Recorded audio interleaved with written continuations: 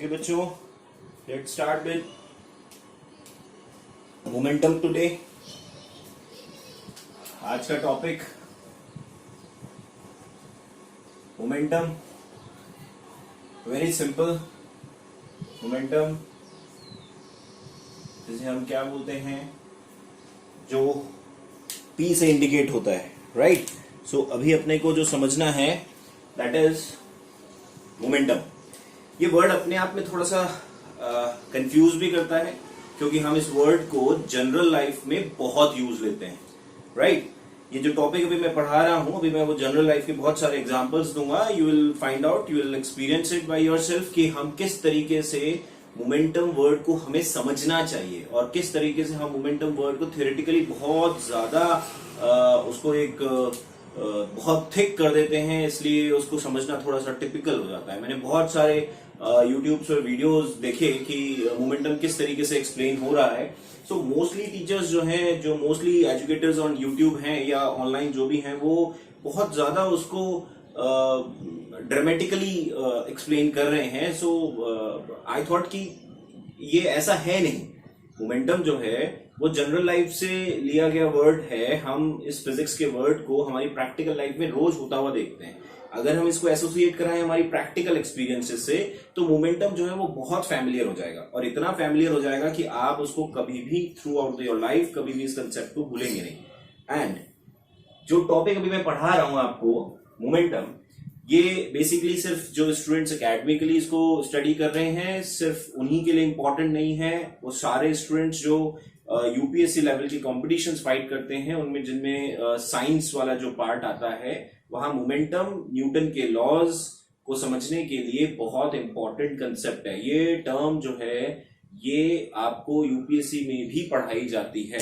तो उन एस्पिरेंट्स के लिए भी, उन स्टूडेंट्स के लिए भी जो कंपटीशन एग्जाम दे रहे हैं, वो भी मेरा इस वीडियो को बार बार देख सकते हैं और इसको देखकर समझ सकते हैं कि बेसिकली मोमेंटम है क्या।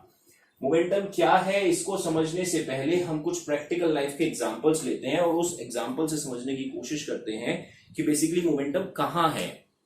हम बहुत सारी जगहों पर मोमेंटम वर्ड यूज लेते हैं। जैसे हम कह रहे हैं कि अगर आपको एग्जाम में बहुत अच्छा स्कोर करना है, एंड वंस अगर आपने यूनिट 1 में बहुत अच्छा स्कोर किया है, सेमेस्टर 1 में बहुत अच्छा स्कोर किया है, तो हम जनरली कह देते हैं that you have to maintain your momentum, then only you will get through the exam, or you will maintain your pace, or you will be in position to score the same as you scored in the first. तो momentum वहां use हुआ। Momentum हम और भी बहुत सारी जगहों पे कहते हैं, जैसे कि बहुत सारे एनिमल्स जो हैं वो लॉन्ग या हाई जंप लेने के लिए पीछे जाते हैं, वहां से वो रन करके आते हैं, तो दे gain a momentum in that situation. तो वो मोमेंटम हम वहां यूज लेते हैं। मोमेंटम जो है वो बहुत इजी है, मोमेंटम को समझना बहुत इजी है। दो फाइटर अगर कुछ फाइट कर रहे हैं और एक जो है वो बहुत ज्यादा ही डिफीट ले रहा है, सेकंड जो है वो उसको लगातार जो है वो स्ट्रॉन्ग फाइट दे रहा है, तो हम लेटर ऑन कह सकते हैं कि सेकंड जो कॉम्पिटिटर था जो आपका, उसका मोमेंटम काफी अच्छा था, उसने काफी मोमेंटम जो है अपना मेंटेन करा, वहां हम मोमेंटम यूज ले रहे हैं। सो मोमेंटम जो है वो बेसिकली, जैसे हम डैम वगैरह बनाते हैं, तो डैम हम वहीं बनाते हैं जहाँ वाटर का बहुत स्ट्रॉन्ग फ्लो होता है, वहां इलेक्ट्रिसिटी जो है टरबाइन की हेल्प से हम जनरेट करा पाते हैं। तो वहां पर भी हम कहते हैं जहां पर वाटर का मोमेंटम काफी हाई होगा, वहां स्ट्रॉन्ग इलेक्ट्रिसिटी बनेगी। तो हम डैम कंस्ट्रक्शन उन्हीं साइट्स पर बनाते हैं। बेसिकली हर जगह डैम कंस्ट्रक्शन नहीं हो पाता है। सो मोमेंटम जो है वो हमारी प्रैक्टिकल लाइफ में बहुत जगह देखने को मिलता है। मोमेंटम आप प्रैक्टिकल लाइफ से हम कुछ एग्जाम्पल लेते हैं। अब हम मोमेंटम को कुछ टेक्निकल टर्म्स पे समझने की कोशिश करते हैं कि मोमेंटम है क्या।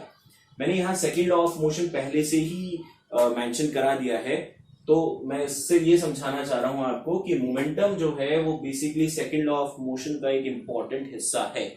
न्यूटन का second law of motion is based on momentum only. Second law of motion में मोमेंटम वर्ड न्यूटन ने जो यूज लिया है, दैट सजेस्ट अस कि second law of motion always and always talks about running objects only.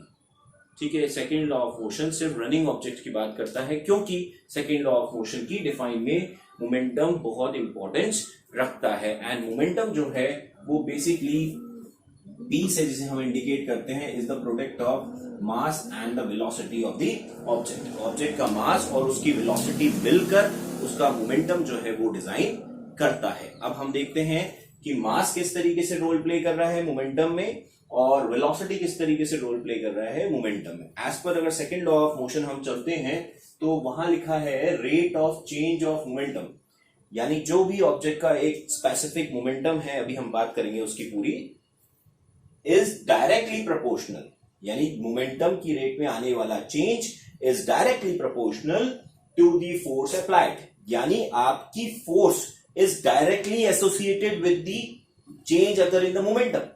तो object के momentum में जो चेंज आता है वो उतना ही आएगा, कहने का मतलब जितना कि आप फोर्स अप्लाई करेंगे। यानी फोर्स को अगर आपको निकालना हो तो आप मोमेंटम में आए हुए चेंज को निकाल लीजिए, आपने कितनी फोर्स अप्लाई करी ये आपका क्लियर आउट हो जाएगा। आप क्या निकाल लेंगे, कितनी फोर्स अप्लाई करी, यानी फोर्स कितनी अप्लाई करी किसी ऑब्जेक्ट पर, हम वो भी किसकी हेल्प से निकाल सकते हैं, सेकेंड लॉ ऑफ मोशन की हेल्प से निकाल सकते हैं। How much force you have applied on to the object equal to the change occur in the momentum, यानी मोमेंटम की चेंज की rate will get you to the force you have applied onto the object। ठीक है, सो यहां पर हम दोनों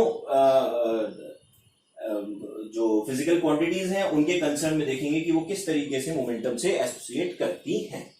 क्या है कि इसको थोड़ा सा आप ऐसे समझिए कि एक वॉल है जिसके पीछे जो है एक ट्रेजर हंट गेम है, ट्रेजरी जो है वो पीछे की तरफ है, बहुत बड़ा सारा खजाना है। आप और आपका अपोनेंट जो है वो उस वॉल को तोड़ने की कोशिश करते हैं। आपके अपोनेंट के पास एक बहुत स्ट्रांग रॉक है और आपके पास एक छोटी सी मार्बल की बॉल है, राइट? ध्यान से सुनिए, आपके पास जो है एक मार्बल की छोटी सी बॉल है और आपके अपोनेंट के पास एक बहुत बड़ी रॉक है। आप उस रॉक को देखते ही घबरा जाते हैं कि ये अपोनेंट तो बहुत आसानी से इसको तोड़ लेगा, तो वो उस वॉल पर जैसे ही उस पत्थर को फेंकेगा, उस रॉक को फेंकेगा, वो ब्रेक हो जाएगा। क्या ब्रेक हो जाएगा? आपका वॉल ब्रेक हो जाएगा और वो ट्रेजर जो है वो किसको मिल जाएगा? आपके अपोनेंट को मिल जाएगा। तो यू गॉट फ्राइटेंड।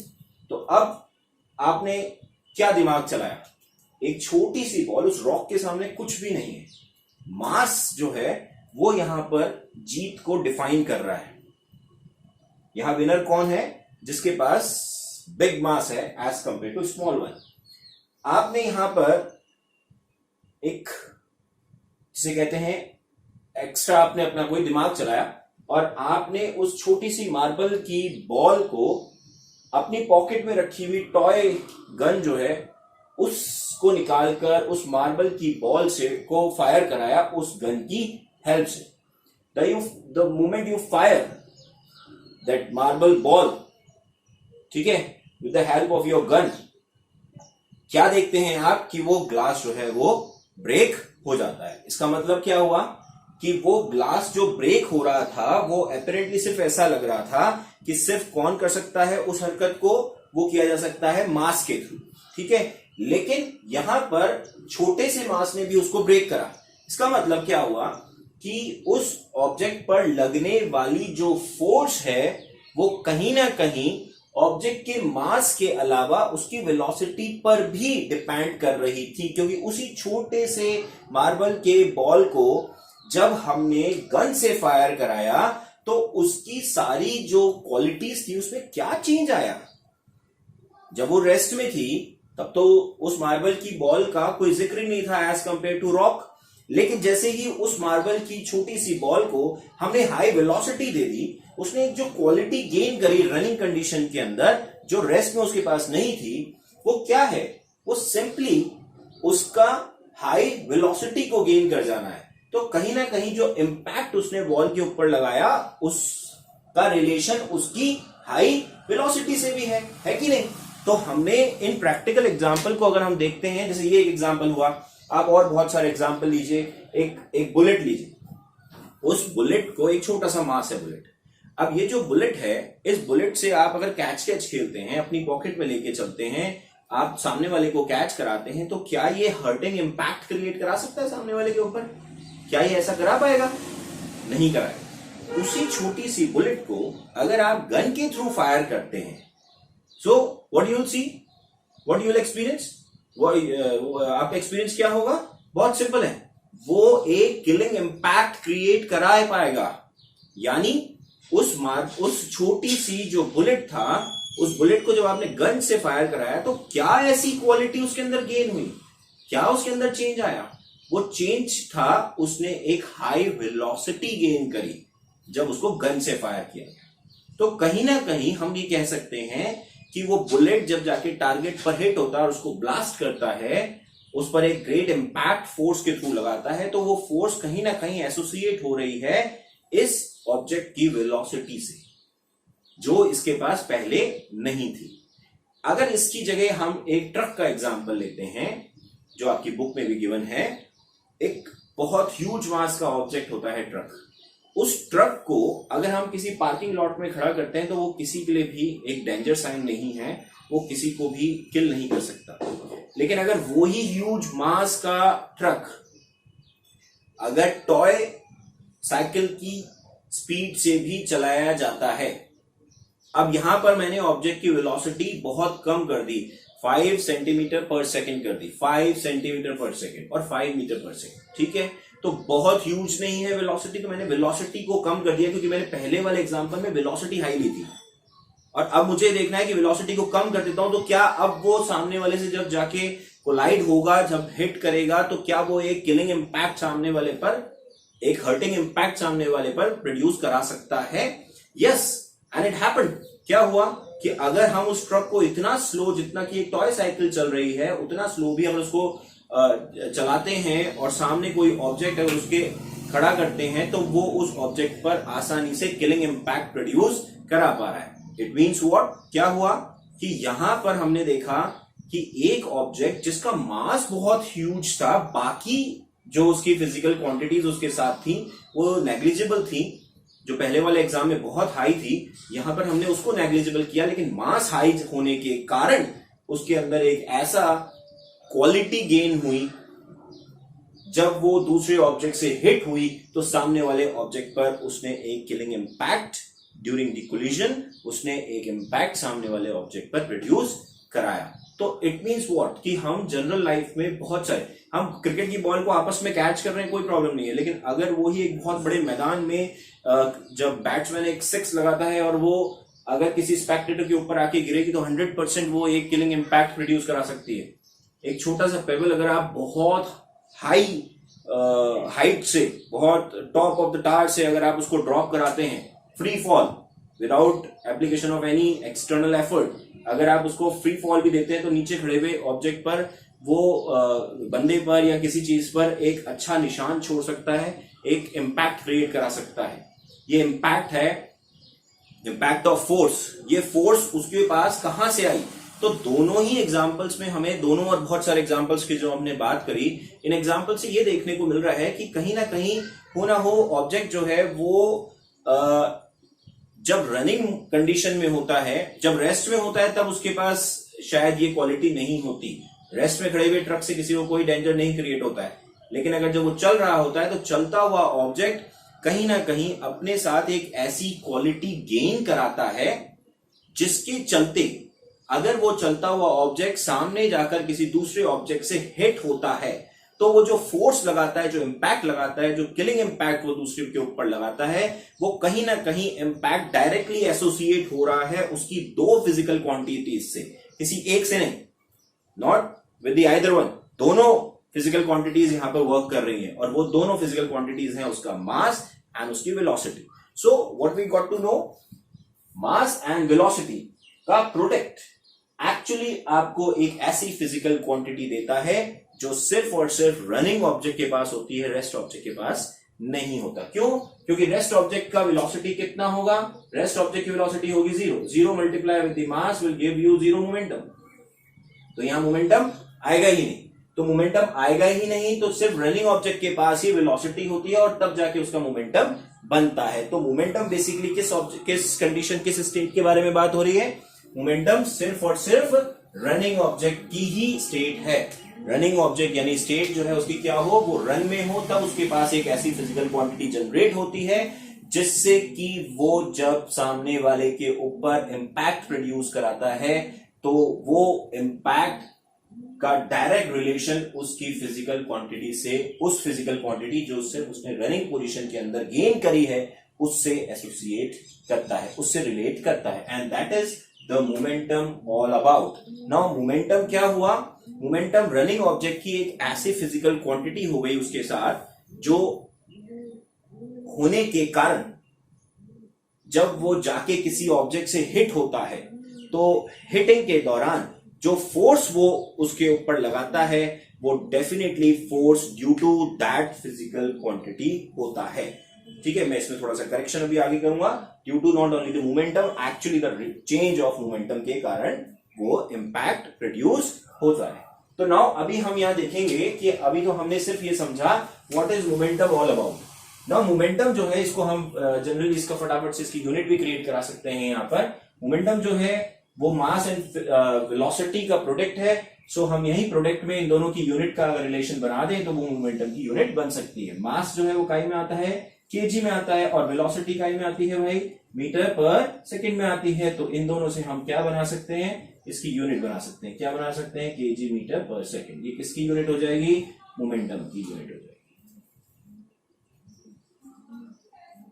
तो स्टैंडर्ड यूनिट ऑफ मोमेंटम क्या हो गया?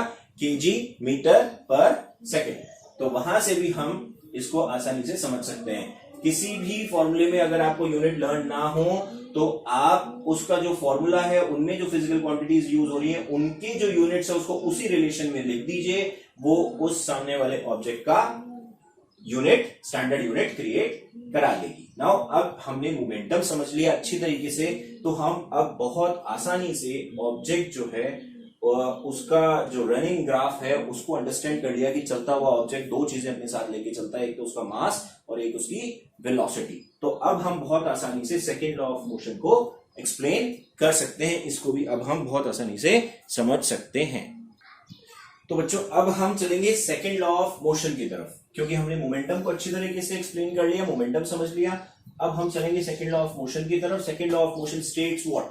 सेकेंड लॉ ऑफ मोशन कहता है कि rate of change of momentum is directly proportional to the applied unbalance force. यहां पर टू द फोर्स अप्लाइड के साथ साथ मैं लिख देता हूं टू दी अनबैलेंस फोर्स। ये वर्ड आपको भूलना नहीं है। अनबैलेंस का मतलब आप फ्रिक्शन से रिलेट करके पहले वाले कंसेप्ट में फर्स्ट लॉ ऑफ मोशन को जो अपने समझा था, Newton's first law of motion, उसमें हमने अनबैलेंस वर्ड समझा दिया है। ठीक है, so now second law of motion क्या कह रहा है?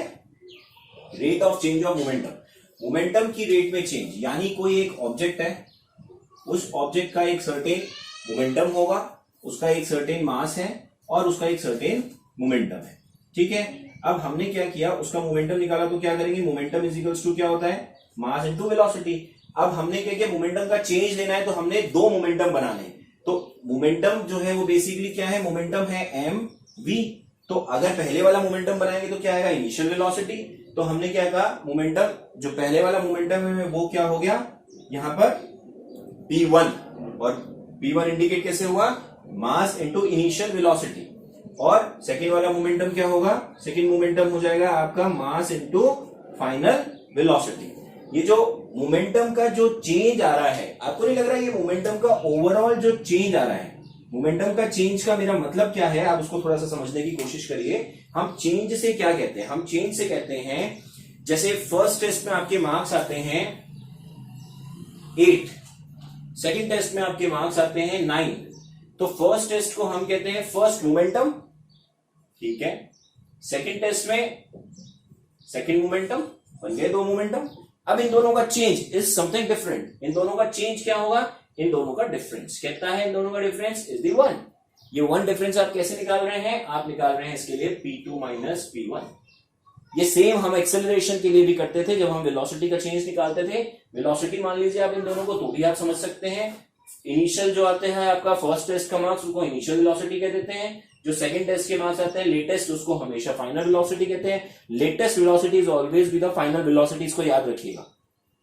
अगर मैं आपसे बोलूं कि चेंज कितना आया, मैंने आपसे नहीं बोला कि वेलोसिटी कितनी हो गई। वेलोसिटी कितनी हो गई आपकी भाई? 9 हो गई। बट मेरा क्वेश्चन ये नहीं है, मेरा क्वेश्चन क्या है कि चेंज कितना आया। तो चेंज कितना आया आपने कैसे निकाला? 9 माइनस 8। तो 9 क्या है आपका? V माइनस U, तो जिस तरीके से आपने ये निकाला उसी तरीके से हम यहाँ पर चेंज की बात करेंगे। तो चेंज क्या हो जाएगा यहाँ पर, P2 माइनस P1।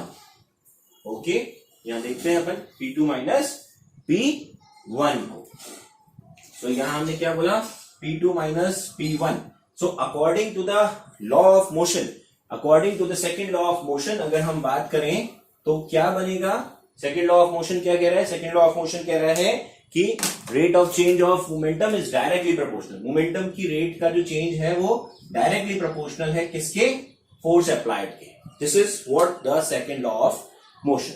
बहुत सिंपल है, मोमेंटम की रेट में आने वाला चेंज, मोमेंटम आपको बता दिया मैंने, मोमेंटम में आने वाला चेंज कैसे निकालते हैं वो बता दिया, P2 minus P1 directly proportional है, directly proportional to the unbalanced force, right. अब हमको कुछ नहीं करना, नाउ हमारा जो मोटिव है वो ध्यान रखिएगा, सेकेंड लॉ ऑफ मोशन आपको क्या दे देता है, how much force you have applied. जो क्या कौन नहीं देता, फर्स्ट लॉ ऑफ मोशन नहीं देता। फर्स्ट लॉ ऑफ मोशन सिर्फ क्या कहता है, फर्स्ट लॉ ऑफ मोशन कहता है force is required to change the state of an object. Force is required. First law of motion सिर्फ क्या बताता है हमको कि फोर्स ऑब्जेक्ट की वेलोसिटी में यानी उसकी स्टेट को चेंज करने के लिए रिक्वायर्ड है, अदरवाइज कभी भी कोई ऑब्जेक्ट अपनी state on its own change नहीं करेगा जब तक कि आप उसके ऊपर क्या नहीं लगाएंगे, अनबैलेंस फोर्स नहीं लगाएंगे। But how much force is required ये फर्स्ट लॉ नहीं बताता।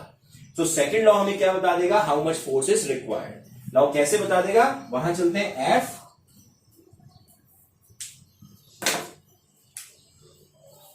F डायरेक्टली प्रोपोर्शनल, P2 क्या है, P2 क्या है भाई, लेटेस्ट मोमेंटम यानी लेटेस्ट वेलोसिटी।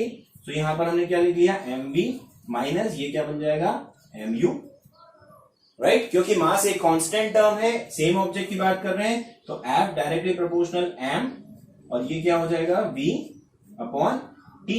यहां पर t क्या है, यहां पर है time taken to applied, time taken to get the change in the velocity of the object. Now यहां पर आपको एक चीज और बता दूं, मोमेंटम का चेंज बेसिकली आया कैसे भाई। मोमेंटम क्या था पहले आपका, mu, दूसरा क्या है आपका mv। तो बेसिकली मोमेंटम का चेंज किसके कारण आ रहा है, वेलोसिटी के कारण। मोमेंटम का चेंज किसके कारण आ रहा है, वेलोसिटी के कारण, क्योंकि मोमेंटम में दो फिजिकल क्वांटिटीज का प्रोडक्ट है मोमेंटम, एक है मास और दूसरा है वेलोसिटी। मास तो एक कांस्टेंट टर्म है, तो फिर मोमेंटम तो कभी बदलेगा ही नहीं, बदलेगा क्योंकि वेरिएबल टर्म कौन है यहाँ पर, वेलोसिटी है। और वेलोसिटी का जो चेंज है वो कौन लाता है भाई, यहां देखो वेलोसिटी का चेंज कौन लाता है, फोर्स लाता है। तो जितना मैं फोर्स अप्लाई करूंगा उसके सेम प्रपोर्शन में क्या आ जाएगा, वेलोसिटी का चेंज आ जाएगा। और जितना वेलोसिटी का चेंज आएगा उतना ही किसमें चेंज आ जाएगा भाई, मोमेंटम में चेंज आ जाएगा।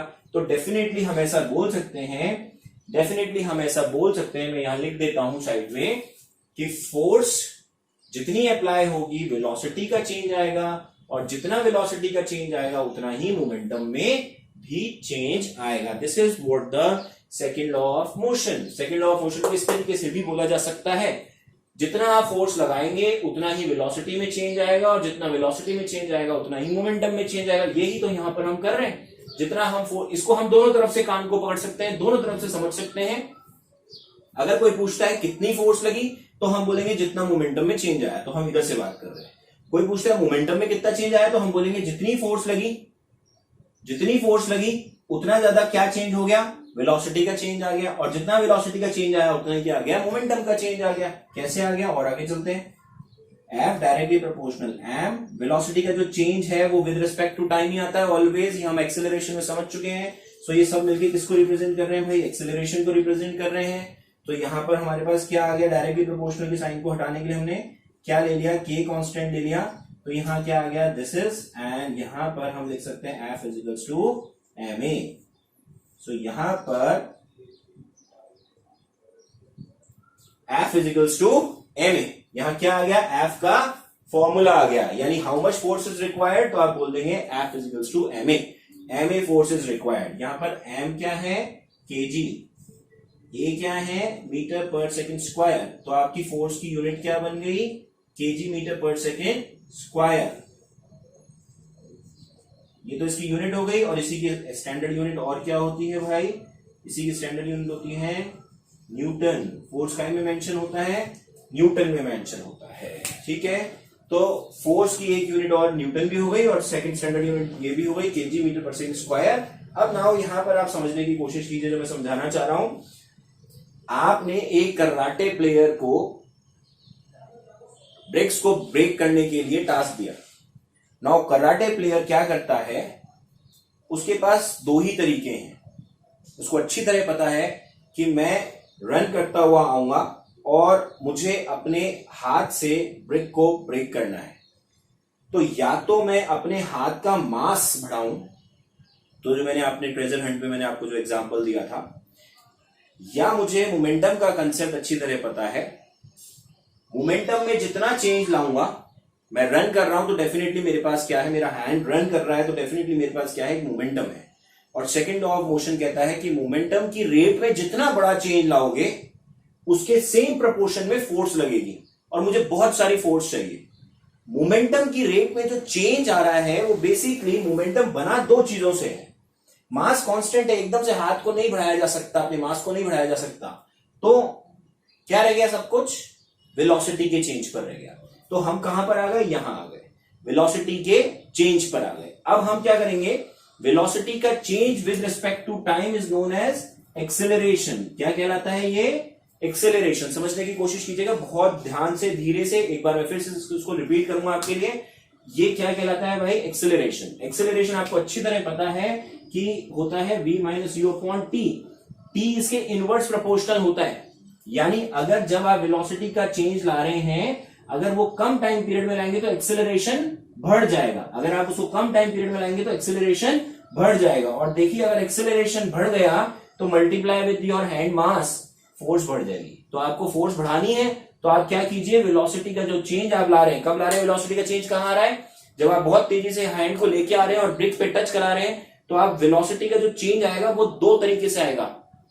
एक, हैंड को धीरे धीरे धीरे धीरे धीरे धीरे लेके आइए, वेलोसिटी का चेंज आ रहा है, डेफिनेटली आ रहा है, लेकिन क्या ये टाइम ले रहा है, ले रहा है, और ज्यादा टाइम ले रहा है एज कंपेयर टू दूसरी सिचुएशन में हम क्या करें कि हम बहुत तेजी से हाथ लेके आए तो वेलोसिटी का चेंज आया लेकिन कम टाइम पीरियड में आया। तो वेलोसिटी का चेंज तो आए लेकिन कम टाइम पीरियड में आए। जब कम टाइम पीरियड में आएगा तो कौन बढ़ जाएगा, इनवर्स प्रोपोर्शनल है, कौन बढ़ जाएगा, एक्सेलरेशन बढ़ जाएगा। तो हम क्या करेंगे, हम बहुत तेजी से सेंटर ऑफ द ब्रेक की तरफ अपने हैंड को लेके आएंगे और अपना जो पूरा वेलोसिटी का चेंज है वो कम टाइम पीरियड में लाने की कोशिश करेंगे। जब हम बहुत कम टाइम पीरियड में लाएंगे t टेंड्स टू 0, जब हम बहुत कम टाइम पीरियड में वेलोसिटी का चेंज लेके आएंगे तो क्या बढ़ जाएगा, एक्सेलरेशन इंप्रूव हो जाएगा, और जब एक्सेलरेशन बढ़ जाएगा तो multiply with mass, force high लग जाएगी। सो यहां से हमें मोमेंटम के चेंज को समझने में हेल्प मिल रही है। मोमेंटम का चेंज आ रहा है कि नहीं आ रहा, आ रहा है डेफिनेटली। इसको यहां से समझ लीजिए, यहां से समझ लीजिए, मोमेंटम का चेंज आ रहा है। जब आप चल रहे हैं तो बहुत हाई वेलोसिटी से चल रहे हैं, और जब आप हिट करते हैं तो मोमेंटम एकदम से बदल जाता है। क्यों, क्योंकि वेलोसिटी बदल जाती है। वेलोसिटी बदलने से क्या हो जाता है, मोमेंटम बदल जाता है। मोमेंटम जितना बदलेगा उतना ही क्या लग जाएगी, फोर्स लग जाएगी। तो इधर से भी समझा जा सकता है और इधर से भी एक सेम कंसेप्ट को समझा जा सकता है। जब हम क्रिकेट की बॉल को जब कैच करते हैं, हम सब ने क्रिकेट खेला होगा, तो हम क्या करते हैं, वेलोसिटी का जो चेंज आ रहा है उसको एक पेस देते हैं, उसको एक टाइम दे देते हैं। उसकी जो वेलोसिटी आ रही है उसको हम टाइम दे देते हैं। तो हम क्या करते हैं, हैंड को पीछे ले लेते हैं। इससे क्या मिलता है, वेलोसिटी के चेंज को एक टाइम इंक्रीज हो जाता है। जब टाइम इंक्रीज हो जाता है, तो एक्सेलरेशन डिक्रीज हो जाता है। जब एक्सेलरेशन डिक्रीज हो जाता है तो मल्टीप्लाई विद द बॉल मास, लगने वाली फोर्स हमारे हैंड पर, बॉल के थ्रू हमारे हैंड पर लगने वाली फोर्स कम लगती है। थर्ड लॉ से इसको रिलेट करा सकते हैं कि हम जब फोर्स लगाएंगे तो वो भी बॉल पे कम लगेगी और बाउंस बॉल बैक होने के चांस कम हो जाएंगे। Later on in the third law of motion we will discuss it. So this is all about the concept of second law of motion and the momentum. तो ये आपको बहुत easy, I think absolutely I have cleared all the concepts from my side, from my front. It is absolutely clear now. It's up to you. Get the video, watch it again and again, get it paused, note it down the concepts. You can ask me on my live classes also, so the things will become familiar and familiar to you, better and better to you. एक simple सा concept है, the more you will study, the more you will become perfect in it. एक concept को जब कई बार from all four corner पढ़ा जाता है, from various points of view से समझा जाता है, तो वो कंसेप्ट इजी हो जाता है। और उस कंसेप्ट के इजी होने से आप में एक कॉन्फिडेंस आता है, आप में एक बूस्टअप आता है, जिसे हम कहते हैं मोमेंटम आता है। तो मोमेंटम वर्ड यहाँ पर भी यूज होता है, इस तरीके से भी यूज किया जा सकता है। तो इसको प्लीज बार बार देखिए, बार बार पढ़िए और आप बहुत आसानी से इसको समझ पाएंगे। Thank you for watching this.